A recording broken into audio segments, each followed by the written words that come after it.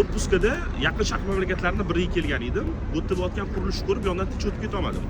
Qurilishni fasad ishlari davom etayotgan ekan. Bino 18 qavat. Fasadda muhimligini shu yerdan ko'rishingiz mumkin. Dunyoning har bir chekkasida albatta ahamiyat kasb etadi. Binoning yuqori qismi 4 qavatiga oynalar o'zgartirilgan holda berilgan.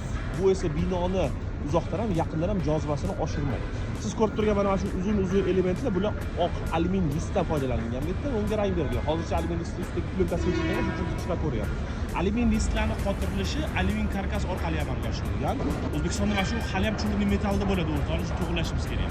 Oynalari однокамерный, lekin triplex. Oyna переработчик mahalliy deb kompaniya ekan, ozgina vag'nalari borga o'xshab ko'rinyapti. Shu joylarda imzo qilasiz, bozori bormi deb o'ylab qoldim oyna misolini. Undan tashqari fasadda ikkita lyulka ish amalga oshirishyapti, bashinli kran ishlayapti o'z o'rnida.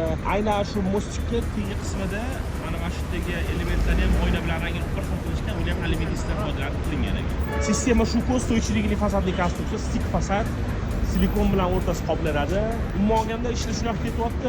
Fasad dunyoning har bir chekkasida bo'lishidan qat'iy nazar binoga albatta o'zgacha kayfiyat beradi. Bu insonlarga ta'sir qiladi, shahar urbanizatsiyasiga to'g'ridan-to'g'ri ta'sir ko'rsatadi. Shuning uchun bino qurar ekanmiz, 5 ta eng muhim narsa bo'ladigan bo'lsa bir sanab beraman, bittasi fasad. Esan chiqmasin. Kuningiz yaxshi o'tsin, sog' bo'linglar.